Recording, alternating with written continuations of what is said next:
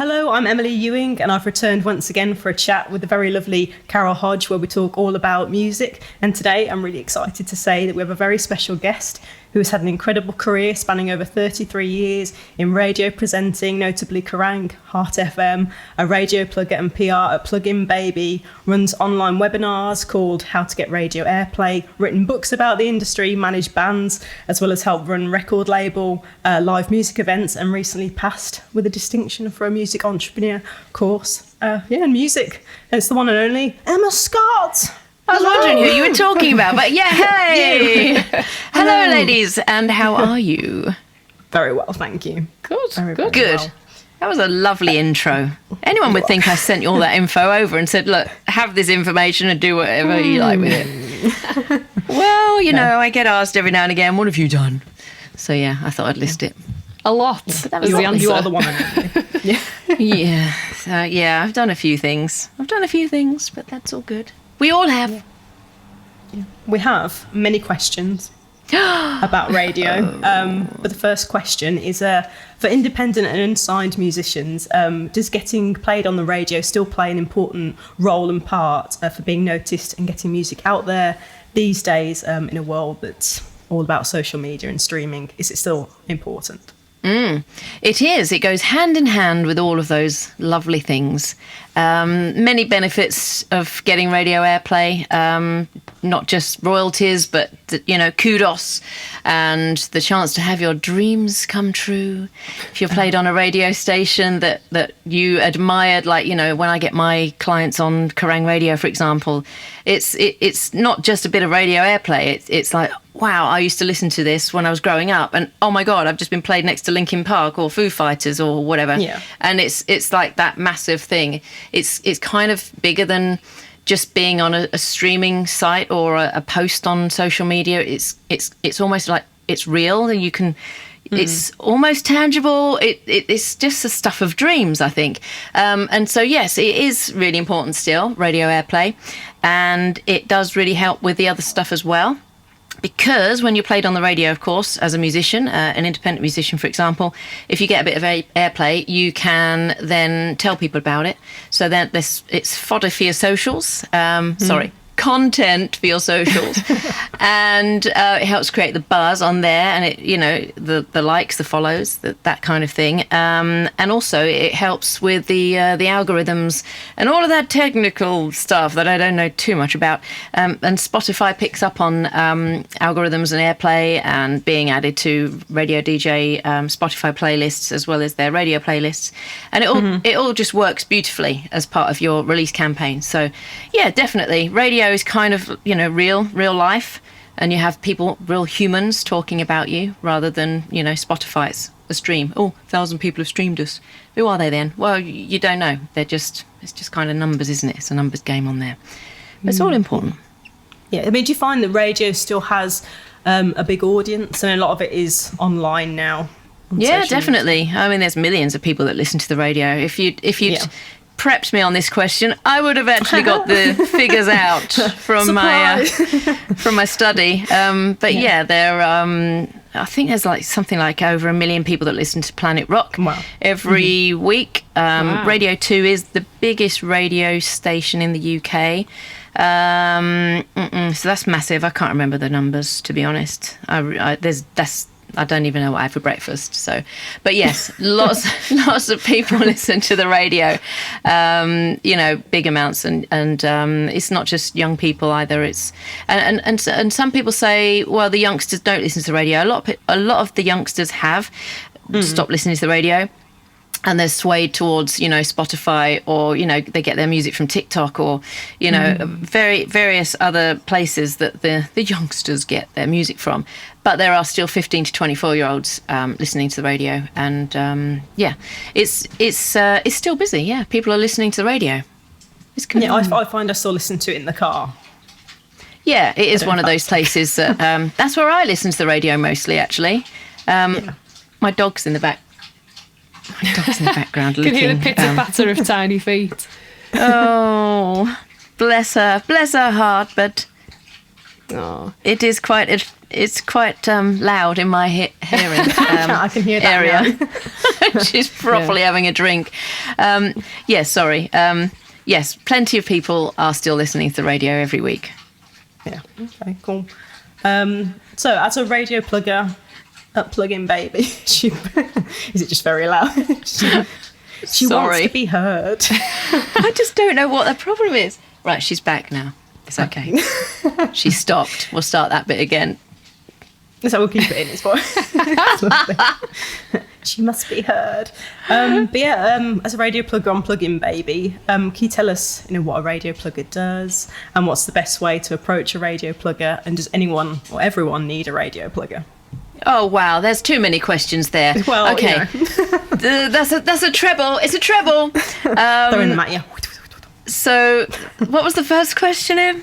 Can you tell us what a radio plugger does? Okay, a radio plugger is the middle person between a musician or a band and the radio station. The idea is that the plugger gets the musician's music into the ears of the radio DJ or producer or radio station in general and says, hello, we've got a song.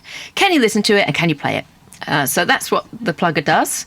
What was the second part of that question? The second question was, what's the best way to approach a radio plugger? Is it an email? Attack them on social media? Yeah, stalk them on socials. There's thousands of radio pluggers out there, and I've heard from some musicians it's easy to Google, but you don't necessarily find the right people because often if you Google radio plugger, it'll come up with this big sponsored ad of some national or global radio plugging company that are actually diabolical, but they claim to be the best. You'll get that. So it's difficult to find. They are difficult to find. You might be better off just sort of searching on Facebook or Instagram for radio pluggers or even Twitter. Rather than a Google search, it's just going to give you the person that's paid 10 grand a year to be sponsored.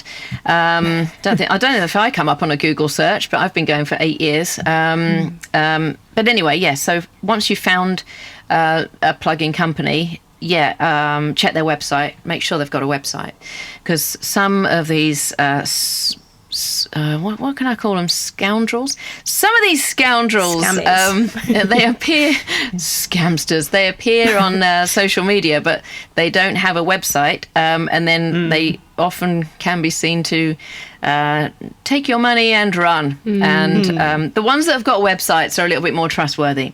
So I was going to say it's a bit. It's anyway, no website. Yeah, it does help having a website. It's not, it's not guarantee, of course, that they're not going to do a runner, but check the website if they feel like a fit, because all pluggers will have their own different style and their own preferred genre that they work with. Check the roster and see if they look like they would work well with you and your sound, and then send them an email or request a phone call. And then you can see whether you think that it will work. And if the plugger is a decent plugger, they will say, yeah, love to talk to you. Can I hear what you've got to plug? And then they can say, I like it or I don't like it. This is what I think I can do with it. I don't think you'll get that, but you'll probably get this. And then you can make your mind up. And you'll find out the costings and things like that. Was there a third part of that question? And then does every musician need a radio plugger? Not necessarily, darling. Not necessarily. If you've got some time on your hands, you can of course do it yourself. I actually created this webinar. Well, I do my webinar. You kind of were on it, Emily. But we had a one-to-one session, didn't we? We had a one-to-one session, and we talked about that for you. I created a How to Get Radio Airplay webinar to teach musicians how to do it themselves, and also the videos are on YouTube. It's free, and I've done podcast as well, 3-part podcasting. So and there's loads and different videos out there on YouTube. So many people, how to get on national radio, how to do this, how to do that. There's so many how-to videos out there. If you have time as a musician and you want to investigate that, that's one way of doing your radio plugging. for 0 pence. If you do have budget and you don't have an awful lot of time, then yes, you can invest in a radio plugging or PR company. It's really depending on what you've got. If you've got £1,000 to spend on radio plugging, then go for it. If you haven't got 10p to spend on radio plugging, then teach yourself how to do it, because the stations are out there and they are up for receiving your music as an independent artist. I can guarantee that. How does it compare? So, I mean, I've done both. I've worked with a radio plugger before, and I've done things on my own. And obviously, when you do things on your own, it feels a lot more personal, which is one of the benefits of working with an outside agency. So every time you just get radio silence, so to speak, you don't get a response, or every time you get a response saying no, thank you, it's kind of a little bit of a dent in your pride. What? If you were a DJ, I mean, obviously you are a DJ, what's the difference between, say, me sending you an email, you've never met me before, you never heard of me before, and then a plugger sending you an email? Is it an automatic, like, you would read the plugger's email first? Like, how does it compare? I actually did some research on that very question to a bunch of DJs that I plug to, and we're in a private Facebook group where we just chat, and it's like, oh, hi guys, how's it going? So I actually asked that question to various people in my group. I think there's about 200 DJs in that group, and I said, would you prefer to work with PR and plugging companies, or are you okay with receiving music from musicians? I was expecting them to say, oh, we definitely want to just deal with pluggers. But most of them said they were completely fine for receiving music from musicians as well as pluggers. Personally, I'm completely fine as well. For my show on Primordial Radio, I get approached by musicians as well as pluggers, and I will listen to every single one. There will be some DJs, if you're looking at the larger ones, maybe, the Steve Lamax or the, Joe Wiley, or I don't know who else does radio shows. I don't. So many. Most of the big ones don't actually look at their emails, and it will be the producer that will look at the emails, and they may prioritise submissions from pluggers because they know that they're going to get everything that they need for that release. Whether it's going to be the WAV, the file, the bio, the quotes, the links, the download links. Sometimes musicians don't know exactly how to plug and all of the info that radio presenters and producers need. But of course, if you were to watch my webinar stuff, you would know exactly what they want. So as I say, the information is out there. As to what you were saying, Carol, it is, it's not nice to get that knockback or that tumbleweed of I've just sent out 100 emails and I didn't get anything back. It's the same for pluggers. I get the tumbleweed as well, and I get the no thanks, not interested, why have you sent me this? I get that a lot, and I get hurt as well. So I just have to just appreciate the ones that do reply and the positive comments. I tend to just focus on those rather than the ones that have said, I don't like it. Yeah, it's horrible. Absolutely. And is it worth what I tend to do if I'm approaching somebody in the press or in radio, I tend to do a bit of research on them first, and then I might say something in my email about like, oh, I liked the interview you did with this person, or I might mention something about their show. Is it worthwhile doing that, or is it not? It's definitely worthwhile doing that. Sorry, I just got interrupted by this really weird noise. My daughter just texted me, and it was like really noisy in my head. What you've just said, Carol, is music to anyone's ears that is receiving music from independent artists or pluggers. It's great to find out who you're plugging to, and that's really a good way to slide into their DMs and slide into their brain, where they're like, oh wow, this girl, this boy, this band, they know what they're talking about. They know what kind of music that I play. They've given me the time of day to actually check me out before just sending out emails almost spamming, isn't it? So yeah, it's definitely a good idea to, obviously if you can't do it for everybody, there's no way that you can know what every DJ is going to play and every DJ is going to like. But if you've got your eyes set on, for example, if you're a metalcore band, the ideal radio station for you to be on or radio show would be Daniel P. Carter's show on Radio 1. So as a result, you could listen to Daniel's show, make a note of his playlist.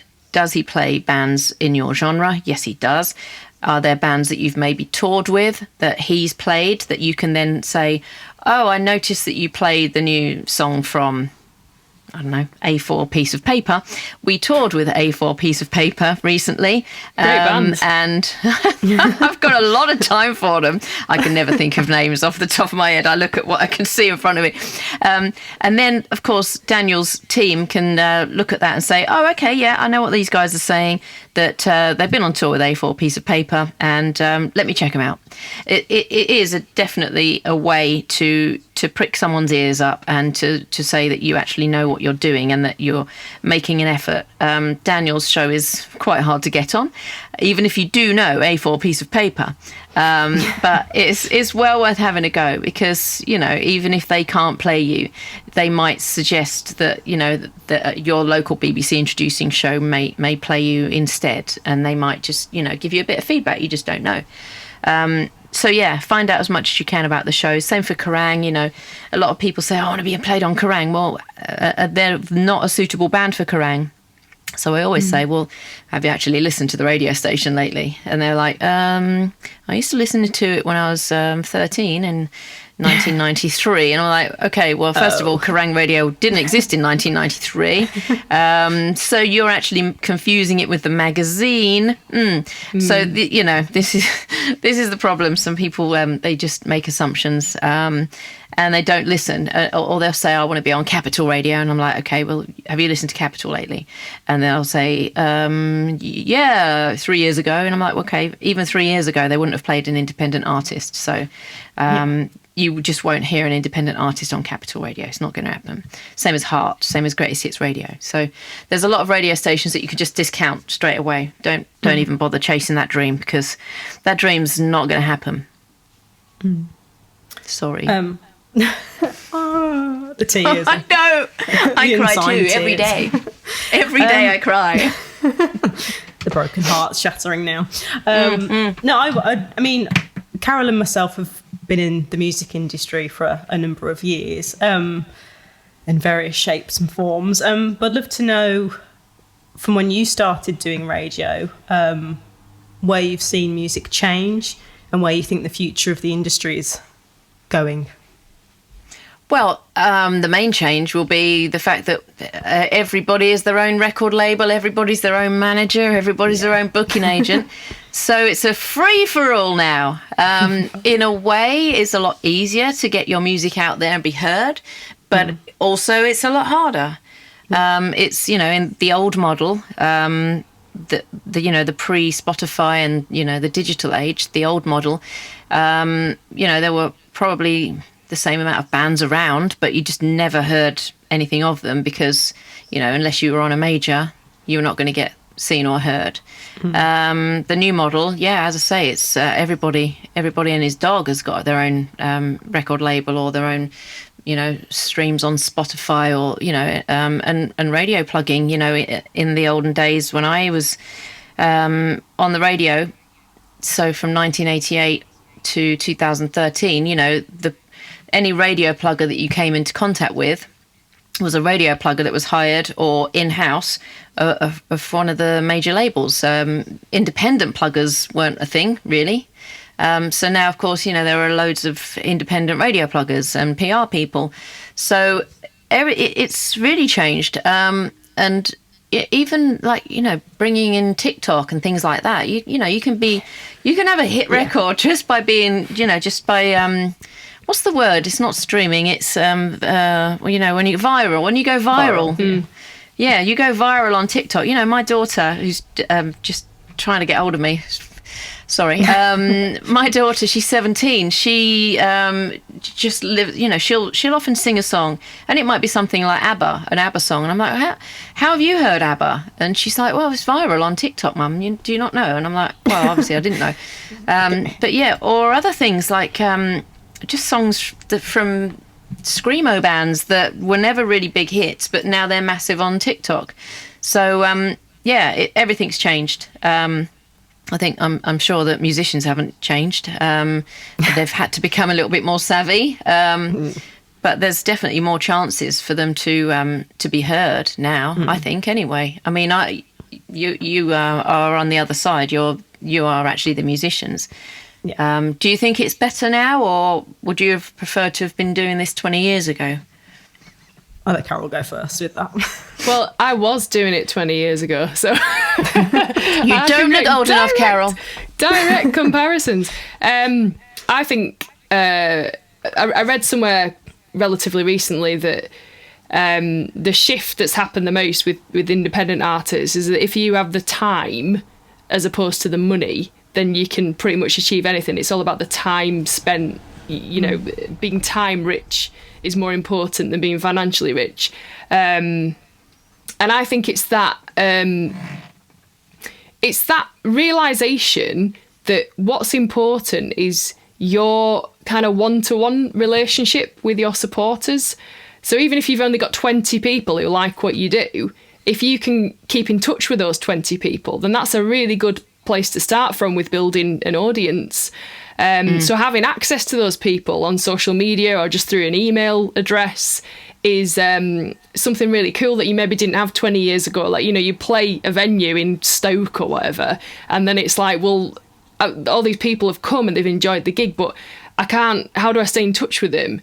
I mean, I came a little bit after the idea of like physical mail outs, but I know some bands who did that sort of in the 90s. They would literally get people's addresses and post them stuff like, this is when we're playing in your area next. So in terms of that, it's a lot easier. That's the biggest thing I've noticed. Yeah, definitely. It's great because, even like maybe 10 years ago, I remember seeing bands, because I used to, put on gigs as well. I see bands walking around with their clipboards of, name, email address, can you join our mailing list? It's just developed so fast. And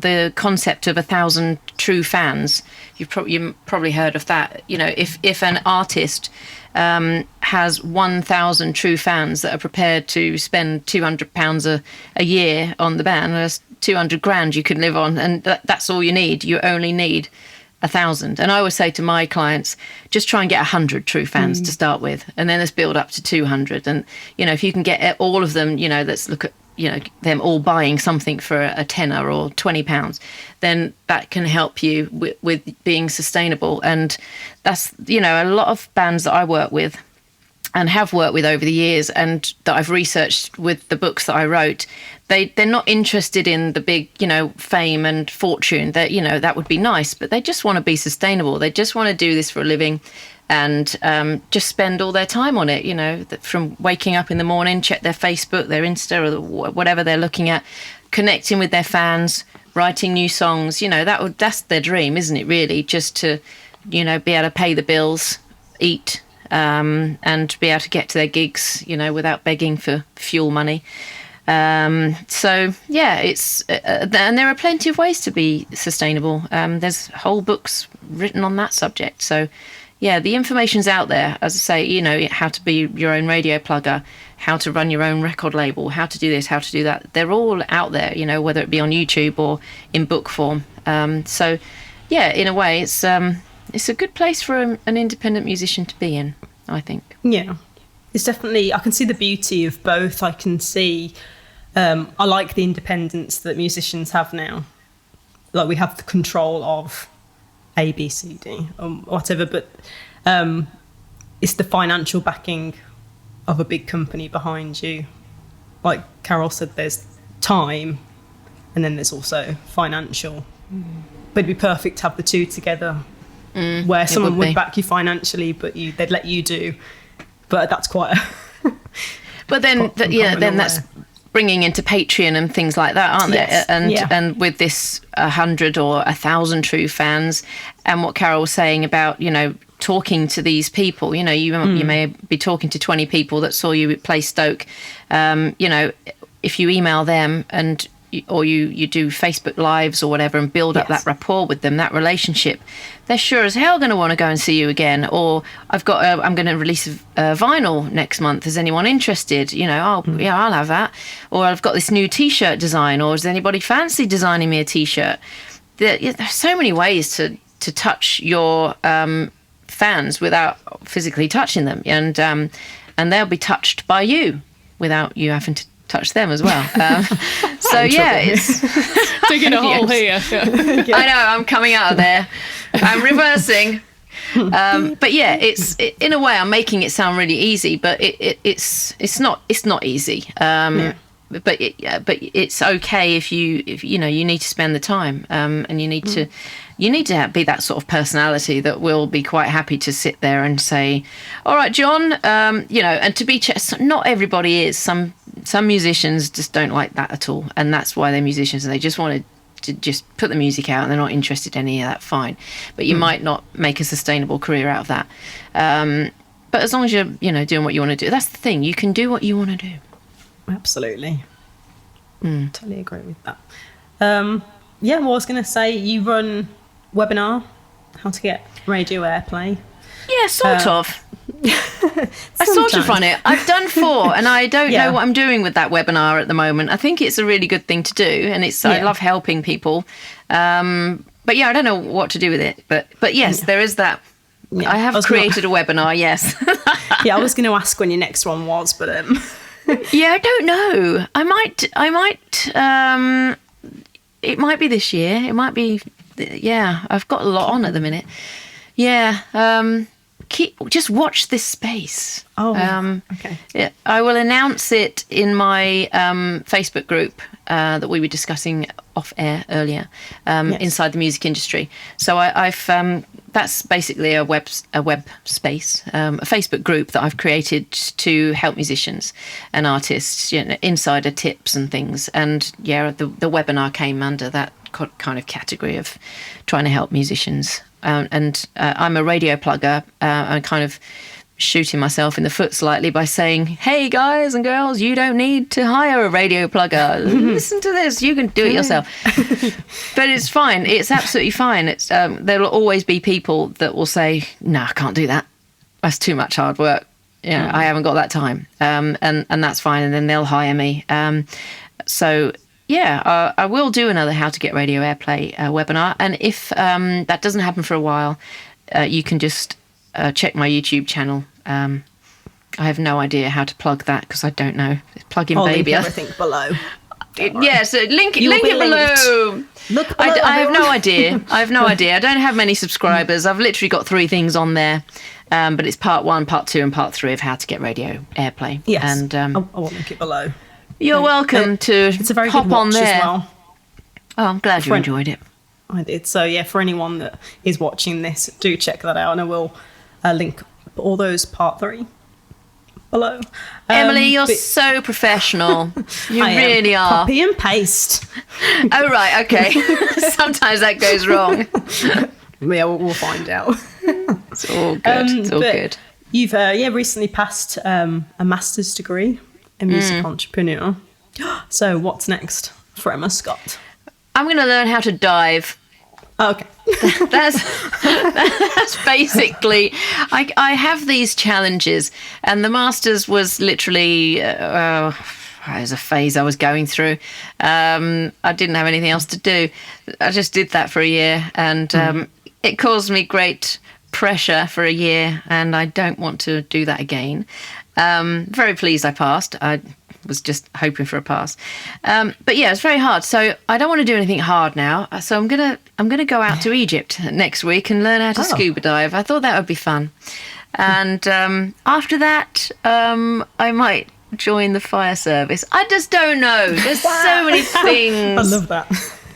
There's so many things. I tried to be an on-call firefighter a couple of years ago, and I couldn't get through the training. I'd got through like this year process of tests and, eyesight, lung tests, pitch black room, find your way out, ladders, lifting. I managed to get through all of that rigmarole. It took about 8 months, and then I had three months of training, and I got through the third week, and I had to pull out because of my blimmin' hormones. And delights of the perimenopause.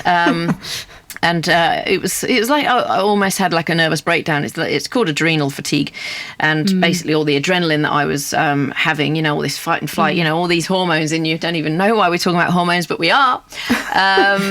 It really does knacker your kidneys and your adrenal glands, and it was like my body was shutting down. And I'd come home from the fire training, and my mum came across. She lived across the road to me. She's moved house now, but she found me in my bedroom rocking in a darkened room. I was just sitting there like this, and I was dripping wet with sweat because we were training really hard, and it was really cold. It was like this time 2 years ago. It's October. And she said, "I don't think this is being very good for you, Emma." I said, "I don't think it's very good for me either, Mum. I think I need to stop doing it." So I had to pull out. And then I realised it was the menopause. And HRT later, I feel a little bit more human. But so I still want to be an on-call firefighter. And everything I want to do is outside of the music industry, weirdly. It's a hard place to be in. But I'll carry on plugging for now. I've got plenty of clients that I need to carry on doing the plug-in baby thing for. So I'll carry on doing that. And I'll keep my music group going and try and help musicians as much as I can. And I do have to write in the background, you'll see How to Get Radio Airplay by Emma Scott. That is the second edition of that book, which I haven't written yet. Sorry. Okay. And a book. Love it. I know. There's just too many things I need to do. I need to write my third book. But I'll get there. I'd like to circle back to what we were talking about right at the very start. The idea of, does radio play, still have a big impact on somebody's career? Does it still make a difference?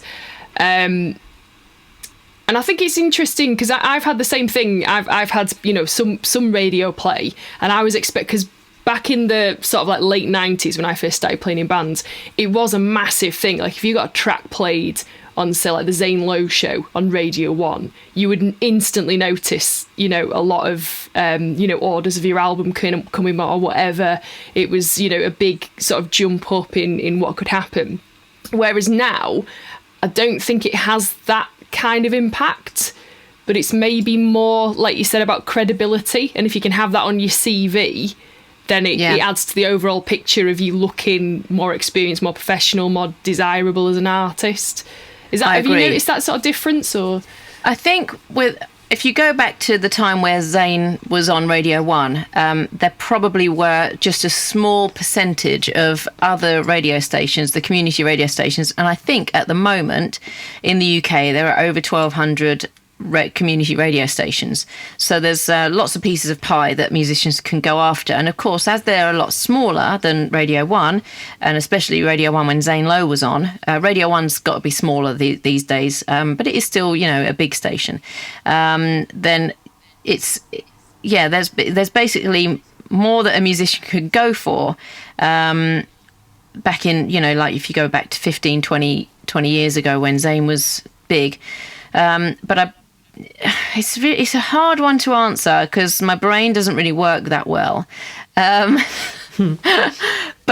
I think if you now were to get played on the Jack Saunders indie show on Radio 1, I think you would be able to do a similar thing to what you did if you got played on Zane Lowe's show, because Radio 1 is still seen as like the bee's knees. It's really, really important, and you can still get that kudos, and it goes on your one sheet, it goes on your EPK, it goes on your website, all of your socials.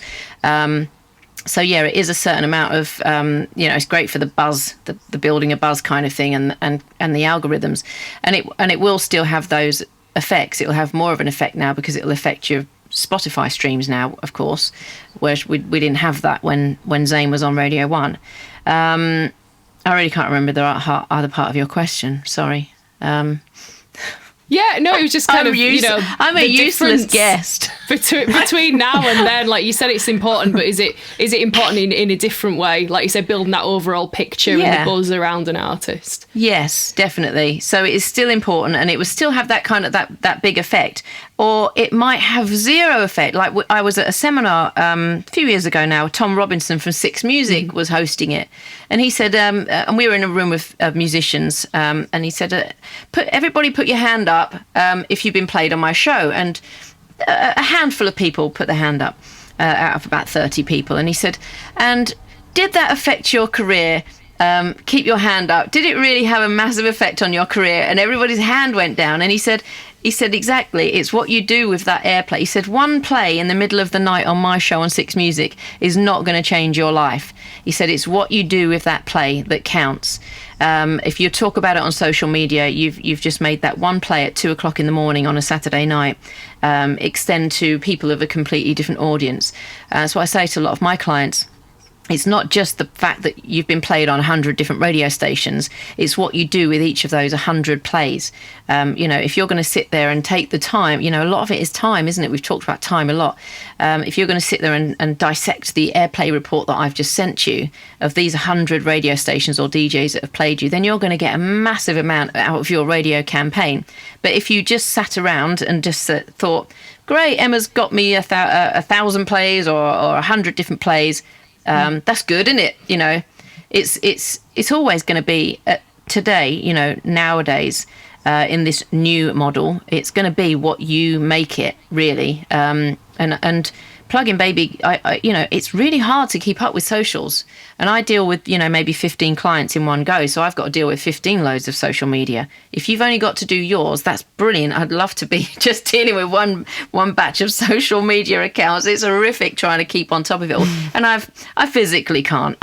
You can't, and I'd be over posting all the time. And, I just try and sort of select clients and rotate them to give them all a bit of social media action. But really, it's down to the actual client. It's down to the musician to actually say, right, we've got airplay on this 10 different radio stations today.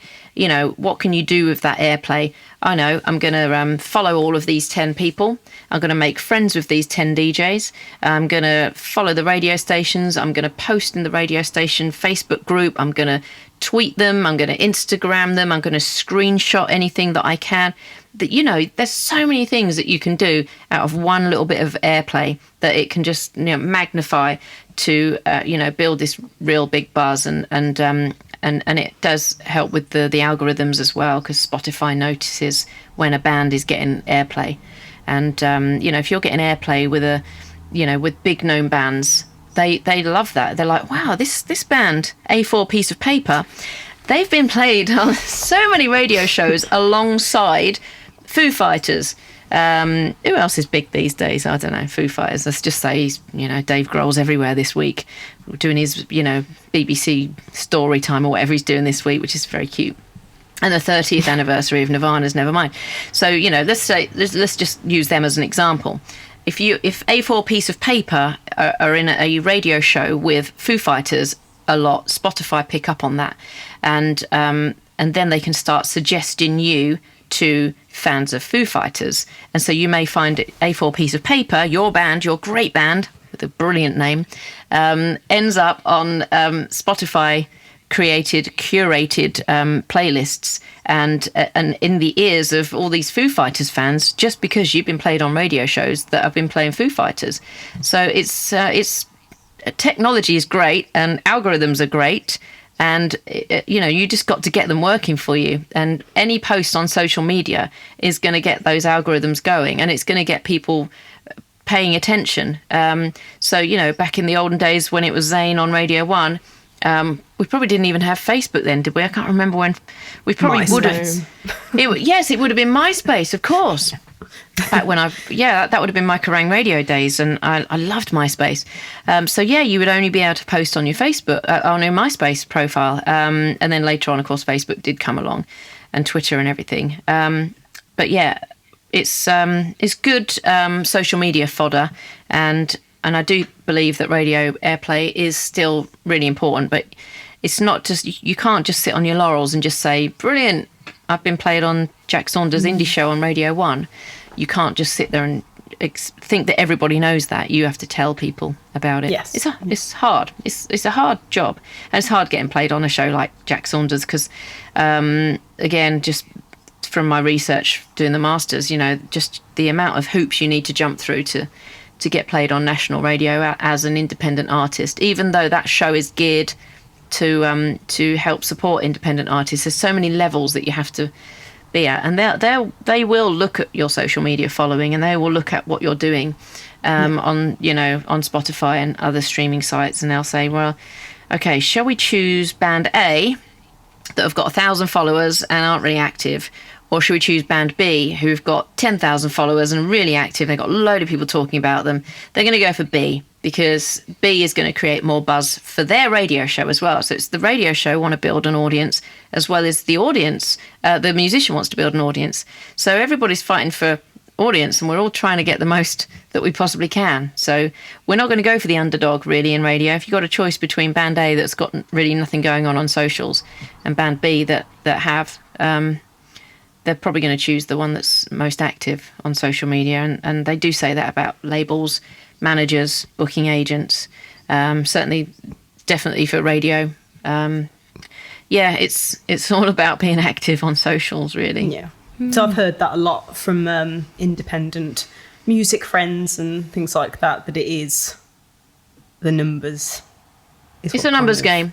There's a lot of numbers about it. There will be DJs that will say, I'm not going to listen to any of that. I'm not going to read the bio. I'm not going to look at the pitch. I'm just going to click. I'm just going to play the music. I'm just going to listen to the music. And if the music is suitable for my show, then I'll find out more about them.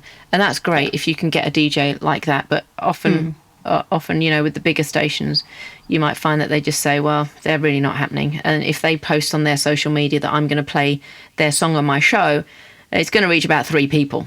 But if this other band mentions it, it's going to reach about 50,000 people. I might get some more listeners to my radio show. Mm-hmm. So yeah, numbers game. It's a big thing, and taking time to do social medias is also a big thing. Well, social media is a full-time job. It is. Me and Carol have spoken about before. It's like a time. I'd love to be off social media. I would love to be away from it. The world would be a nicer place, where you don't have to check your phone as soon as you wake up and then look at all your Instagram posts and your DMs. Don't slide into my DMs unless I've asked you, by the way. I can't be doing with that. It's such a horrible phrase, that. Slide. It sounds really slimy, doesn't it? Sliding into someone's DMs. It's like, it is slimy. Who wants to be slid into? I don't. Keep out of my DMs. What an image. Send me a bloody email if you want to get in touch. I don't want you sliding anywhere near me. No sliding, please. Vile thing. Yeah. Well, on that note, we'll slide out of here. Okay. But we just want to say a massive thank you, Miss Emma Scott, for joining us today to talk about all things music and radio. Means a lot. And I'm sorry, I forget questions before I've even acknowledged them in my brain. It's I have lots of things in my brain, and I blame social media on a lot of it. But it's lovely to talk to you, and thank you very much for having me on. Hopefully it made sense. If anybody wants to ask me anything that might make more sense, then you know where I am. I'm on socials, baby. Oh, yeah. I got too many of them. But as I said earlier, that every social media that I have, Carol has, you have, will all be linked below. So anyone watching, just click on the information below and you'll find us. Don't slide into our DMs though. Just slide away, people. No sliding. Yeah. I think we've all acknowledged that no one likes a sliding session. It's just filth. Awesome. Thank you so much. Thank you very much.